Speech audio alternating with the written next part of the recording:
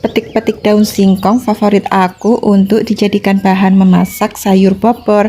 Aku paling suka banget kalau makan masakan yang pedas dan bersantan gitu.